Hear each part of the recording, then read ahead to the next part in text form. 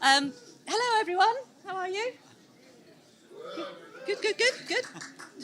I'm Emma Hunt. I'm the Vice Chancellor here at Falmouth University, and it's a huge pleasure to welcome you to EXPO 24. Fantastic to see so many people here, and absolutely fantastic. I'm a bit short. Fantastic that we've got 3 huge rooms with so much work to see. I'm about to introduce the Dean of the Faculty of Screen Technology and Performance, Dr. Doug Brown, who you probably all know. So I'm not going to talk for long, but I just wanted to very quickly say how proud all of us are of you and Falmouth University as the Games Academy is its 10th birthday this year. 10 years of the Games Academy is fantastic. 10 years ago, we needed a tiny little display. Now it's 3 whole rooms. Okay, do you want me to? Oh, I've got to do my Kylie. Okay, all right, now you've got it. Do you want me to say that all again, or did you get most of that? Okay, that's all right. But we're really, really proud to celebrate 10 years of the Games Academy. It's a fantastic achievement. A few years ago, it would have just been a tiny little show. Now 3 whole rooms, and that's absolutely amazing achievement in 10 years. It's our biggest academic department, offering cutting-edge undergraduate and postgraduate taught degrees, but there are also researchers here exploring artificial intelligence, immersive and blended realities, and looking at the potential right across the economic spectrum, from health to agriculture to the environment and to politics. And I really do want to thank Doug and the whole of the Games Academy team and everybody here in Amata and the faculty, because it's that hard work and commitment that's made this such a fantastic event. It's a passionate team, and you can see that passion coming through everything today. And it's not just me saying that, it's also ranked as one of the best places to study games in the world. Not in the UK, not in Cornwall, in the world. You know, that is a fantastic achievement.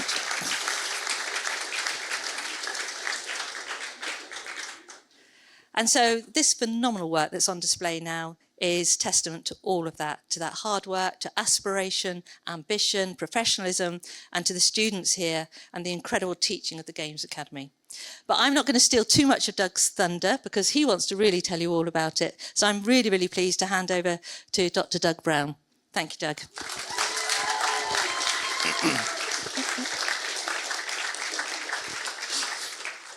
Thanks, Vice-Chancellor, and welcome friends, family, guests and VIPs to EXPO 2024.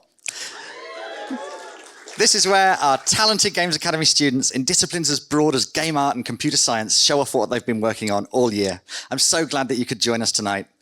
Now, this is the private view evening for this event, but as is the case with any tech project, it's also a bit of a beta test. So if you see any furniture clipping halfway through the floor or Phoebe walking non-stop into a wall, please submit a bug report to one of the technicians and we'll get it fixed in tomorrow's build. Don't worry if you see Archie T-posing though, that's just what he does when he's buffering. 10 years ago, Professor Tanya Kuzvinska and I escaped London for Cornwall to lay the foundations of what would become Games Academy, a collection of specialised courses which together allowed students to make cool interactive things more than the sum of their parts in the mould of the successful American games schools. With diverse skill requirements, teaching games required rethinking how we operated, as well as the freedom and latitude which we allowed our students. Still, even at somewhere as forward-thinking as Falmouth, it was difficult to pitch modules to deans of quality in the early days, saying the key learning objective was fail fast and find the fun. Falmouth's confidence in the creative spirit and its history as an arts university enabled a big head start on teaching the fundamentals for what is undeniably the new great art form of our age, digital games. The games industry has become central to the creative economy. Despite something of a retrenchment this year, games still made a bigger contribution to the UK's GDP than ever before at £3.6 billion. They account for over half the entire entertainment market, and they're still growing at more than 10% per year overall. Making a department worthy of this industry was a challenge. I'm not going to say we found ways to make group projects at university any less of a stressful endeavour, but we certainly approached the wicked problems around the assessment of teamwork and software development. We made that core to how we teach, and we won sector awards for it into the bargain. We built something distinctive, and students responded. Caught on the hop by the course's success, we rapidly constructed the GA warehouse down the hill in the industrial estate as its home, the biggest open game development space in any UK university, and a unique place to teach and study. During the pandemic, our students bounced back from lockdown rapidly and constructed a supportive virtual space and community in concert with staff, which is still going today. Now, GA stands as the largest school in the university with almost 1,000 students and, as Emma said, recognised as excellent nationally and internationally. It's a place students work together to make games and solve problems with technology creatively, ranging from robots to virtual reality. They do this supported by researchers working on fascinating, important topics, including the use of games in therapy, the opening of new technological horizons for businesses, labs, galleries, and museums in the Southwest, and the possibilities of using games or tech as part of conflict resolution and climate change efforts. Our graduates have worked on huge games, including Fable, Fall Guys, RuneScape, Warhammer, and Sea of Thieves, and many, many more. They work all over the world too now, from Canada to Abu Dhabi. They've also founded their own companies and launched innovative indie games for profit, for charity, and for art. I couldn't be prouder of what we've got here on show at the Games Academy today. I want to thank quite a few people. Sorry, but I've got to do this bit. Thanks to the academic and administrative staff in Games Academy, led by Brian and Michael, who always go the extra mile in helping to get projects and portfolios ready for the kind of scrutiny which is coming tomorrow on the Industry Day. Dozens of industry guests and successful alumni will be visiting to scout talent, give feedback, and put students through their paces. We've got over 40 industry guests, many of them who are graduates from the games industry, from the Games Academy, who are now in hiring positions at studios, which is what we always wanted to get to. But particular thanks to all of the staff. There really wouldn't be a Games Academy without all of you, and I'm so proud to have worked with you to build a place that's such a special, welcoming community. Here's to another 10 years. I want to also thank the chair of EXPO, Matt Irwin, this time around. Matt's done a fantastic job with his team of technicians who bear the brunt engaging and running this show, and Chief Technical Warlock Andy Smith, who never met a device he couldn't program to play Tetris, has also been a great help. I also want to thank all of the volunteers, most of them staff, who will be keeping things going all the way through on this event, all the way through to Saturday's open day. It's so generous of you to give up your time to make EXPO properly interactive. But most of all, I want to thank the students whose work is really worth showcasing tonight and is fantastic stuff. Thanks, everybody.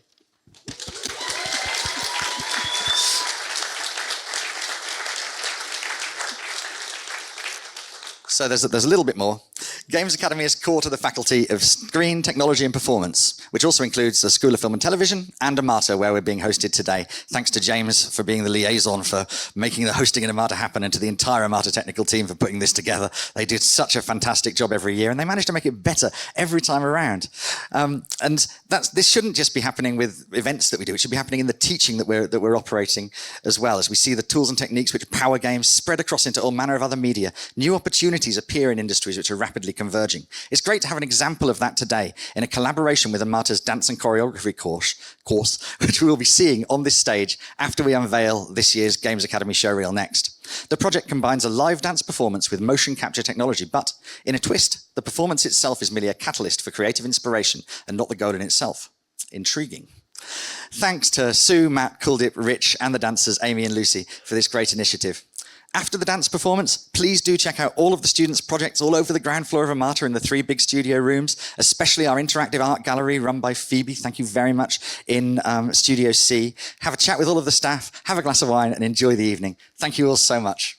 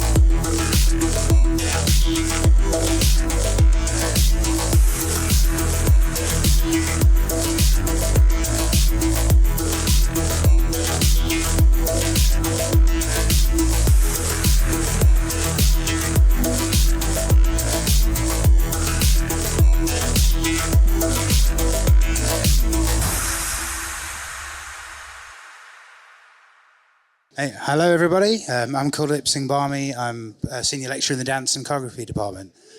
And so today we're just going to show you a kind of result of a kind of performance experiment to do with thinking about how we can bring choreographic thinking together with the possibility of working with the motion capture in terms of quality of movement. And what you'll see is a very quick kind of a performance that we've made in relation to one person being in a suit and one person not, and exploring those possibilities. It's a kind of the start of an emerging kind of collaboration with the games department. The students have just done all this work in their own time, and we're hoping it's going to lead to bigger and better things. So yeah, we've worked with Amata quite a few times, and normally we focus on the end product, the performance, and we want to wow people with an amazing performance that's also an ogre on the screen. This time around, we are doing that, but we're doing that live, complete with the occasional leg twitch and maybe a rotated head. You'll get to see all of the things that we need to clean up afterwards, but you'll see that all live.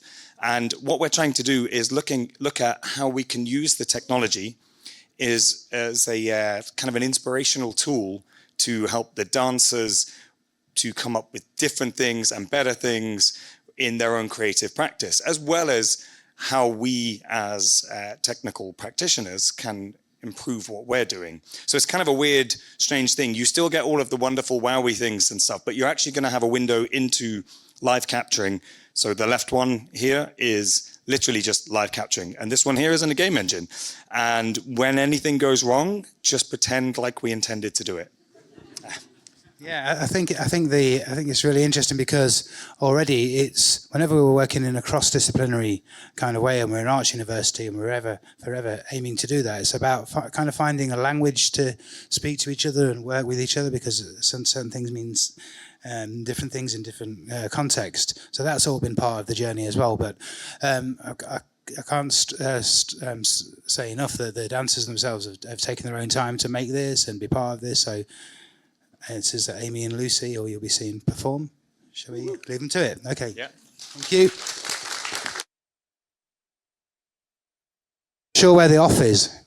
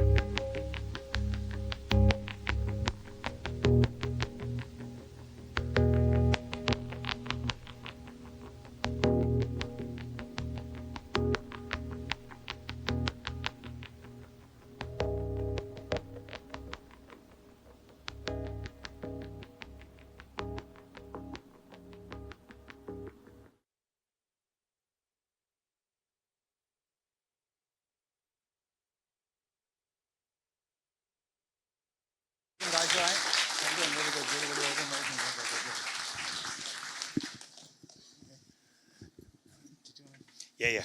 Are we live? So the eagle eye amongst you may have spotted a thing or two.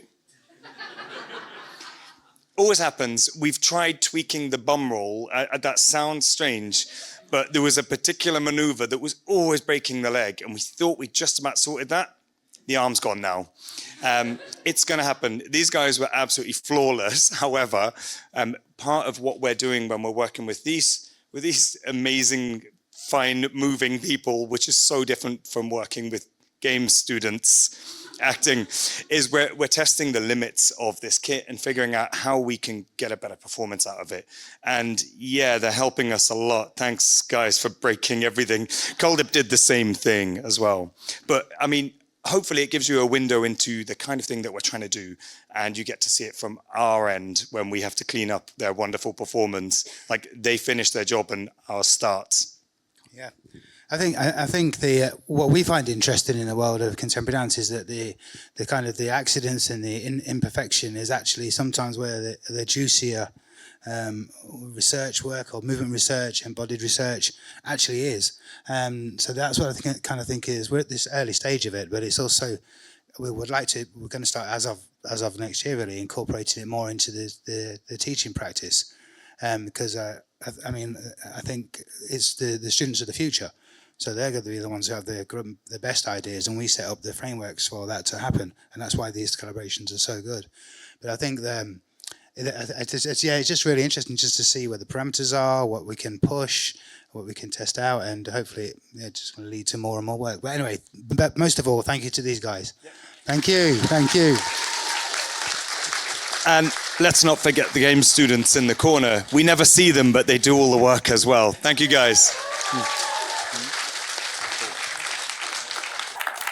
Good evening, everybody, and we have our first student team and our first student game to be interviewed this evening. Now, I must declare a little bit of bias here. I was their supervisor, and it is an amazing game, which was nothing to do with me and everything to do with them. So, let me introduce myself. I'm Mark Lestrange, and we have, from my right... my name's Callum. I did kind of 3D modelling UI for the game. My name's Andy. I was the character artist and writer. I'm Willem, and I was the designer, artist, and the duct tape bringing things together. And what's your team name and your game name? We are Bitcrush Studios, and our game is called Fatalware.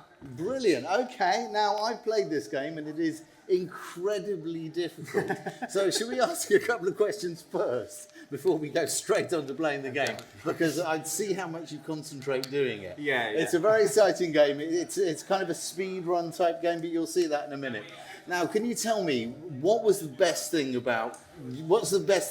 most exciting thing about your game? Definitely the speed.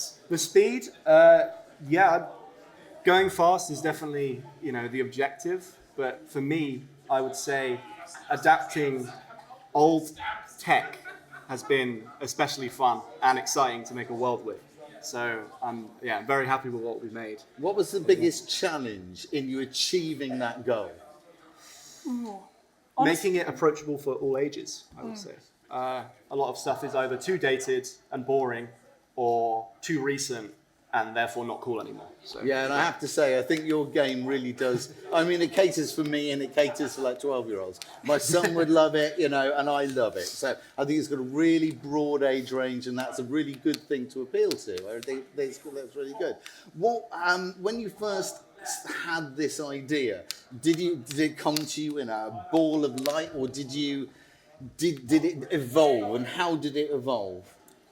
I think it started from our original sprint racing, wasn't it? So Fatalware as an idea was created as a team in a first sprint, as we had to make a world.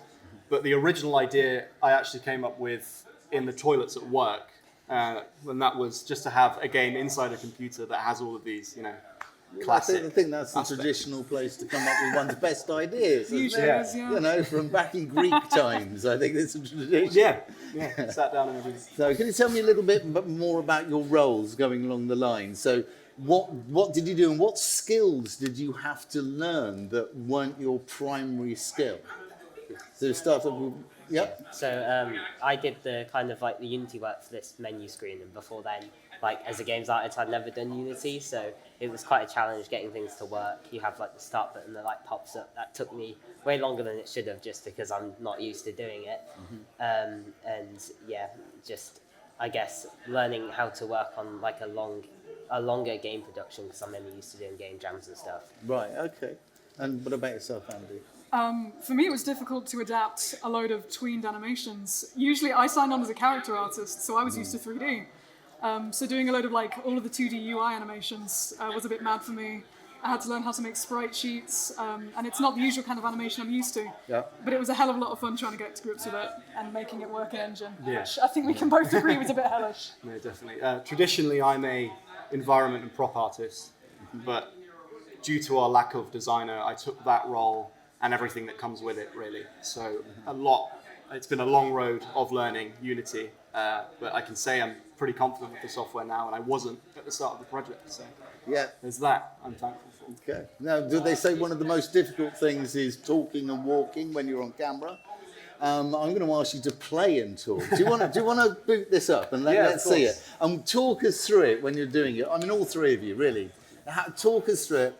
Tell me what's happening in the game, and maybe while you're giving us a blow-by-blow important moments, you can talk us through what's behind it, and maybe you can point out some Easter eggs that are behind it, because I know We've there's got a three lot of Easter little eggs in there. references here, which are really lovely. So let's hear it from the three of you all at the same time, but in turns.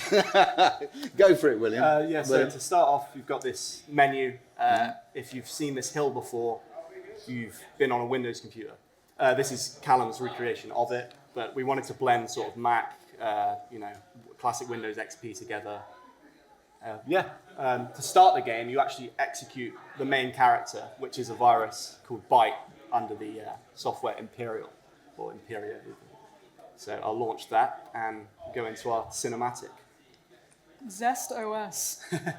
The finest of horrific 90s technology. Yeah, really a culmination of everything. You've got the Mojasoft there, Don't sue Microsoft us. reference. Zest, Apple, everything. So that intro screen just sort of shows the Byte character being executed and ran. That's the intro of the game, and he's got his clear instructions to reign supreme. How you do that, you have to figure out as you go through the game. So immediately as you come through here, you'll encounter the first immovable door, and that's where you encounter one of our first characters. I wonder who this shadowy figure could be. Yeah, very reminiscent of the Windows animated helpers, which were, I have to say, infamous in their day. Rather than famous, infamous. Infamous, definitely. A big inspiration for our character writing was massively all of the old Microsoft Bob browser buddies, as well as famous malware pieces, which you will encounter. So our main side character here, Perry, who is our favourite, I'll be honest. He's my personal favorite. He is based on Clippy, a Windows assistant who no one really liked. No copyright infringement intended. No, This is Perry. It's full on parody. as Parody. well. Very Yeah, much a full on parody. parody. It's from Mojasoft. I suppose we Mojasoft. could say it's a pastiche. If you want to get technical. So you team up with Perry here, as Perry is sort of the technical side and you're the brawn. And we'll see that in this first interaction here with one of Andy's excellent animated segments. Perry has lied about the door. He can't open it, not without, your Because he's awful. brawn.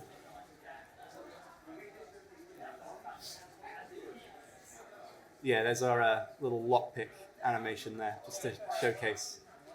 Wow, who's this? the diversity Who's this of little Perry. friend? Scream if you know him.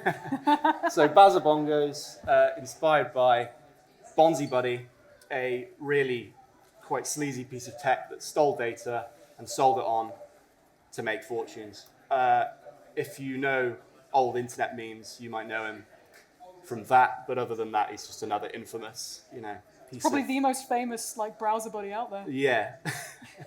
If you fall off, Perry will be quick to say. Perry does It's not not do a how lot in you this game. carry on through the game. Yeah, he's not very polite, is he? No, he's not. We actually toned him down for Expo. He was a lot worse, I promise. So you have an adult and a It's lost PG media. lost media. right? Lost okay. media. Some- Perry cusses you out for missing jumps. Yeah. Faceware 2, perhaps. I wanted to highlight this area because this is our first secret. This sort of shows, how big the map can actually be. There is more than meets the eye. So within these secret areas, for the lore readers, there are big bits of document that will tell you what's actually going on. I won't go over them too much, but I will show you that lovely graphic there. And the sort of Riddler-inspired secret.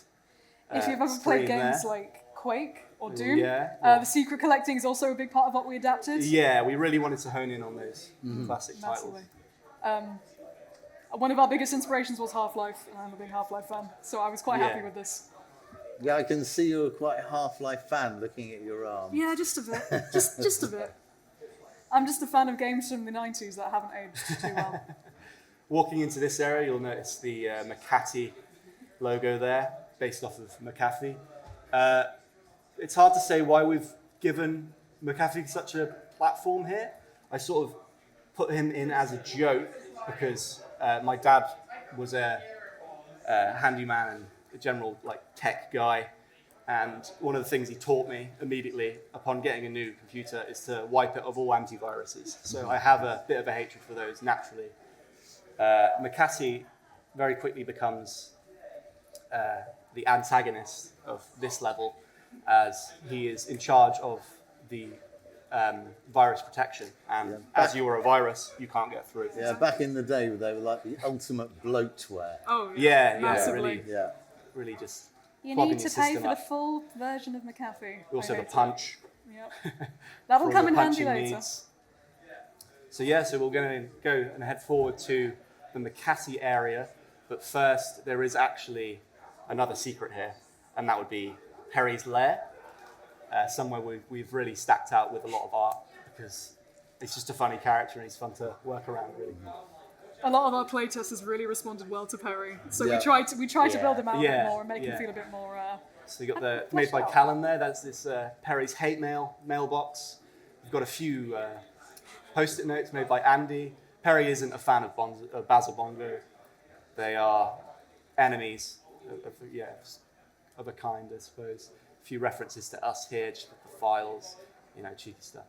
We've got another bit of lore, and actually a The thing on dartboard the with. wall, Yeah, we did put Bill Gates on the dartboard.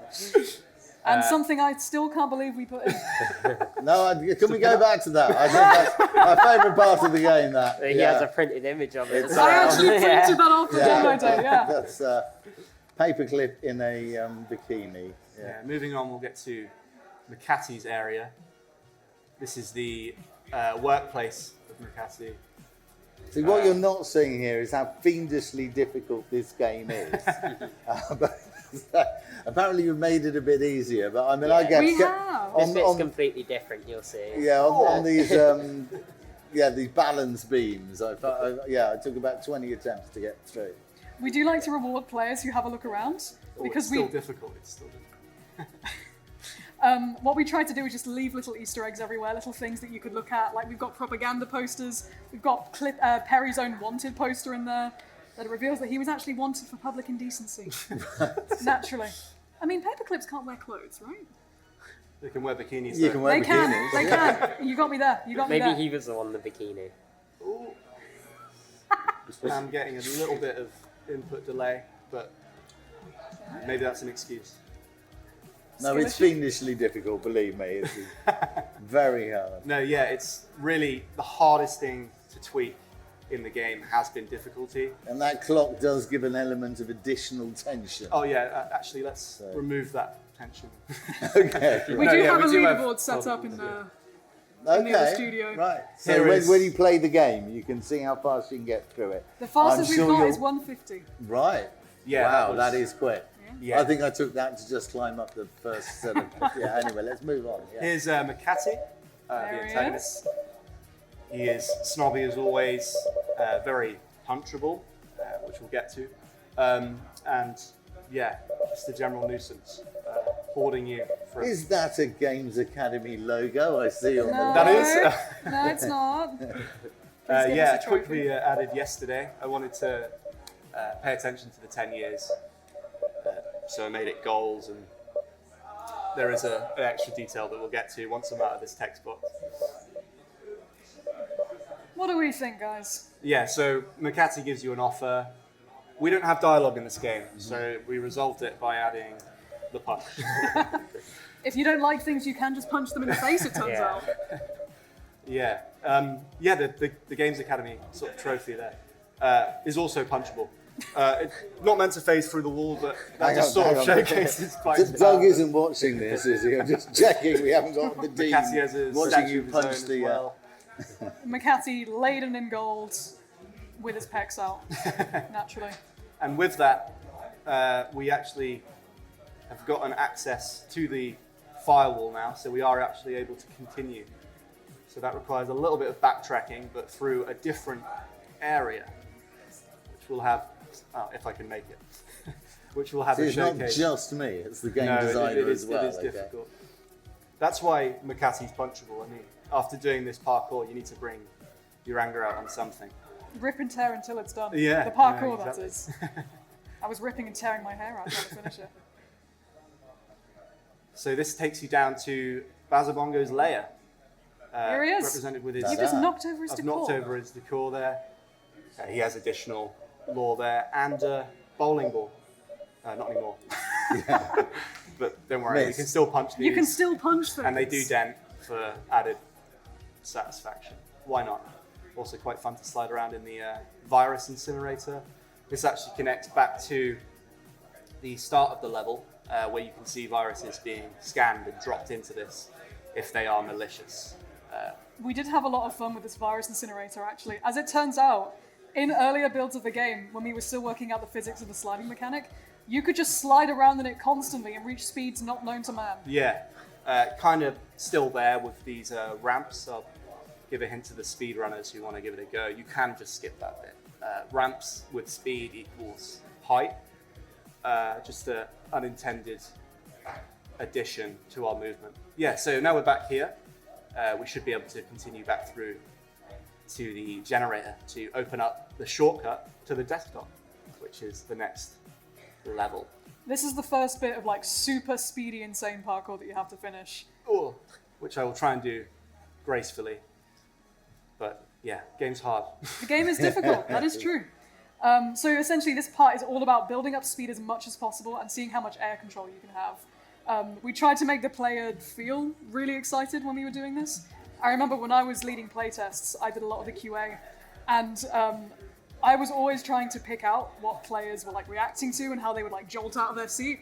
And I found that whenever players were playing this section and trying to go as fast as possible with the sliding, they were just, some of them were literally quite literally off their seats. Yeah, no, I'm like- not even playing it, and I'm Yeah. doing this at the moment. Yeah, That's what we I'm want the player jumping to in feel. my seat. I'm assembling into gamer pose now as I try and Oh, you're gonna have a not bad back embarrass there, myself in front of my entire house. You've got to lock in. And the entire screen. And the stream, yeah. I'm trying not to think about that part. Congratulations. Yeah, so- You've got the key. There's the second key. And that takes you through to our original parkour segment. This has lasted through every build. James's involvement. This is his parkour section. It's sort of a, to get nerdy, transformation from fruitige aero aesthetic, which is Mac and Windows and such, to Vaporwave, which is a lot more popular now due to It was 2016. It was a yeah, different 2016 time. music and Yeah, culture, really. I'm definitely going to chirp in. See, it wasn't just me. it wasn't. Yeah. Finds it hard. I know you have a grudge against this I level. do. We It's so tried. We difficult. even switched out the jump pads for teleporting. As a pads. Half-Life aficionado, that really, I thought I would have no problem with this, to be frank, but no, it's Wasn't really ready for difficult. Gordon sliding. No, Gordon Freeman We'll do in that. Half-Life 3 he slides. No, I'm trying to work off the armrest here. It's the best of my ability.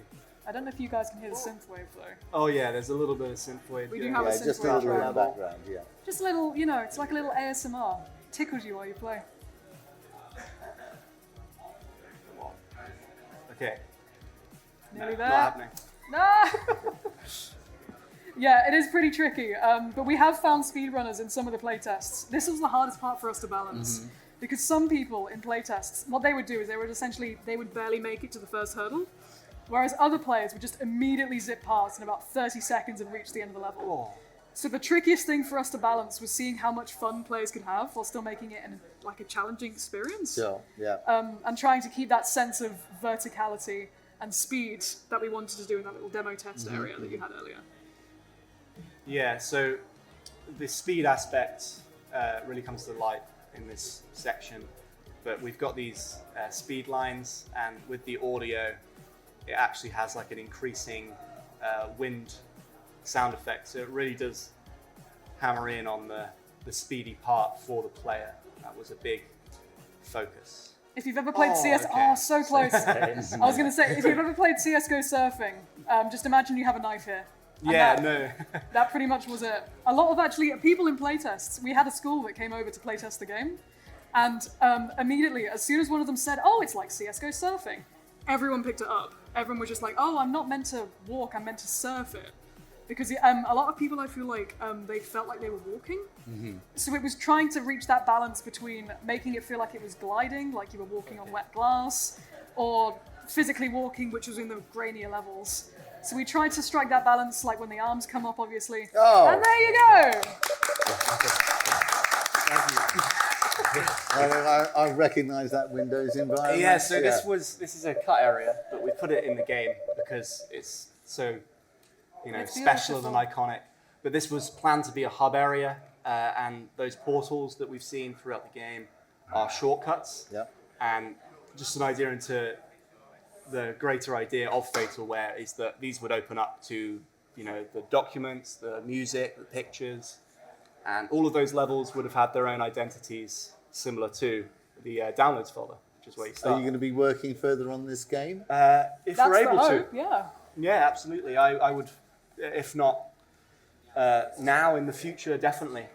I think one of the biggest complaints and original ideas we had for Fatalware is it should have guns in it. It was originally meant to be a boomer shooter.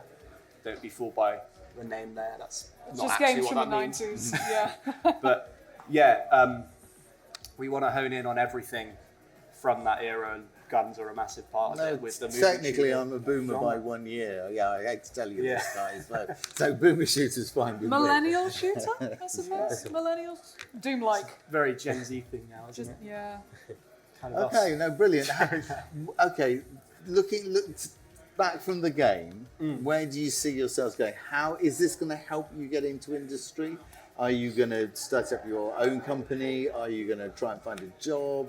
What's your next plans? What is, and has this helped you in some way get there? Should we go on? Yeah, I mean, I feel like it's helps, like I said, like being able to put together like a longer game like this.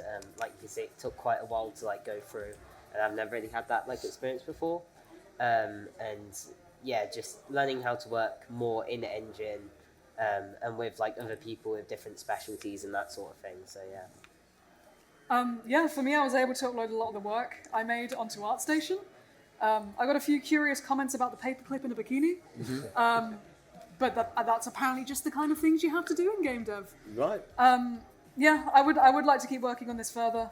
Hopefully, stick together as a team. Yeah, no, See if we can work it, because I've really made some long-lasting friendships working on this, Okay. and I've had to go massively T-shaped to bring this project to life. Yeah. And I think we all have. Yeah, that would be my biggest benefit, is the T-shaped like element. I think this has really pushed me to make better games, and yeah, I would love to work on Fatalware. Honestly, it depends on the reception. I see games like Ultra Kill, especially Dusk. They get pretty far with their visions of recreating these old games, and yeah, I think Fatalware itself has potential. Fingers crossed. I'm really glad to hear about that. Because I personally, I'm biased, but I love your game. I love your game. Not that I can play it, but I really love your game. You need an old man / easy mode. Yeah. Do you mean we need a boomer mode? Yeah, that's it. Yeah, that's it. I've been telling you from the beginning, where is the easy mode? I mean, you can adjust everything. You've got really good adjustments. It just launches settings. Doom. Yeah. Just launches Doom. Hey, can it play Doom though? Can we put a game inside of a game? That's a good question. If you were going to go back in time and you could see yourself as a brand new student in the first year, what would you tell yourself? It's an interesting question. I'm trying to think. I don't know. I guess to kind of like be more trying to push myself to work on it a bit from the start, because at the start I was basically so afraid to like touch GitHub or like work in Engine or do anything like that, and I was also a bit worried about like my ideas kind of like coming across and being able to kind of like put in stuff in the game that I wanted and like the way how I imagined it. So I guess I'd say to be more forward, and hopefully in like third year, and if we continue to work on this, then I can do that a little bit more. For me, I think it would be enjoy the struggle, because the struggle is part of learning. I felt like, especially with some of the hard surface objects we had to model, like UVing it was just a bit of like, some things you don't want to do them because you're anticipating the struggle, but when you're in the midst of working on it, you feel like you're picking up on things, and you can kind of feel yourself growing as an artist. Slides by. Exactly, and you do get used to it, and I think that's something that you can teach yourself to enjoy, and it just makes you a much better practitioner as a result. Yeah, it's like the prevarication problem, but one step beyond that. When you actually get involved and get really in depth in something, it starts to move forward, and it becomes a different process from the worrying about what you need to do. Exactly. So yeah, no, yourself wouldn't. I would say to myself, teamwork is shared work, and when you go into these things, you shouldn't really, well, you should obviously, but not just focus on your one role. We had quite a few absent roles from the group, and everyone picked up their slack, and we've got this. So, yeah, on the Okay. as you come out of it, come out more skilled and professional. So, Yeah, And we've it's their heard, loss. wins all around. Their loss, yeah. we've heard a bit about the characters. Can you pick a favourite each? Oh no, that's asking you to pick between your favourite limb. I think everyone loves Perry, but I do like Get it on Perry. screen, actually. I also do like Bob as well. Ah, Bob. Yeah, Bob! which you didn't Yeah. actually There's Bob. Yeah. There's Bob. see. Bobby, sorry. To be honest, I've forgotten about Bob. Yeah, I think Bob is literally in the corner. When we were making him, we tried to make him seem pathetic. Yeah, but I think that is Bob's problem, isn't it? Everybody forgets about Bob. Yeah. Yeah, Bob is. He's feeling quite lonely and disconnected Yeah. with the world.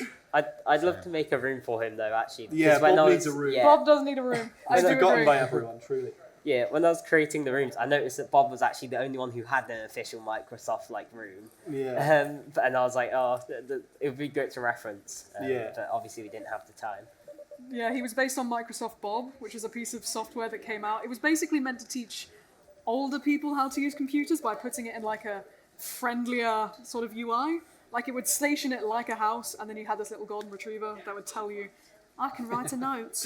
I can write... would you like to send an email? I can do that too. Yeah, no, I was there. I remember. Yeah. It was, how do you turn this off? Was everybody's Go first away. question. Yeah. Google. How do you? Well, it wasn't Well, Google, no, then, was it? Netscape Navigator. Yeah. we So go. Ask Jeeves. It's probably before that even, Ask wasn't Jeeves still exists. it? Does it? It does. Yeah, Really? browser, right? Wow. Okay. That and Ask. Ask.com is still a thing as well, which I'm internally in awe by. Yeah, so we try to base the personalities around the public perception of their software, as well as kind of how their software behaved. So when I was creating Bobby, I wrote all his dialogue, I designed him. We tried to make him seem, well, I tried to make him seem quite pathetic. He was a useless piece of software that's discontinued within the year. Yeah. He looks like he feels useless. Yeah, because he is useless, and I hate him. Not really, Bobby, I love you. So Yeah. who's your favourite character then? So we've Oh, got I think- Bob. Bobby, sorry. Bobby. I definitely think my favourite's Perry. He was the Okay. first character we produced. I think I still have the first sketch I ever made of Perry. Yeah. Perry's been a real developed along the line of the game. Been with us since the start. So, He's a fan favourite. but no, my favourite's Bowser. Okay. Not just to round it off, but I think characterizing such a villain, caused so much harm into this monkey. It's just something. Purple monkey. Let's before we wind up, let's just think about what you're going to go on. What's your next step? What do you plan on making next or working on separate from this? Because you're going to be doing some more, yeah? Mm-hmm. Have you got any ideas? Have you thought about how you might put a team together? What are your thoughts on how you're going to progress forwards now? We do have a few concepts of some enemies, actually. So we had concepts of things like a virus, like a worm that would chase you around. Yeah. And that was something you'd have to flee from. It would basically jump over you. Think of like the giant sandworms in Doom. Yeah. They'd follow you around. We had more dupes from different games. So we had the Fake Ranger, definitely not the Quake Ranger. We had the Morgs, who were definitely not the Zergs from StarCraft. And then we had the Schmonclave, which was not the Enclave from Fallout. Absolutely not, no. They were going to be enemies. When we changed it to a more parkour exploration-based game, we thought perhaps maybe they could chase you through parkour, but ultimately that wasn't something we could implement. So I think maybe if we were to take the game further, we'd have them as maybe enemies. Yeah, no, definitely. I want to bring more life into the world, and a big next step would be getting more people in the team Well, to take roles. Thank you very much. I very much enjoyed being your supervisor on this. Yeah. I thought it was a really good game. I enjoyed it right from the beginning, and you sold it to me in the first time we met. So well done. You're good at pitching as well, and that's something that's really important. So can we all give a round of applause to Vaporware? Well, I'm happy to be able to see you some more going forward. So thank you very much for coming and demoing your game. As I said, I very much enjoyed it. Thank you for having us. Thank you very much. Thank you, everybody.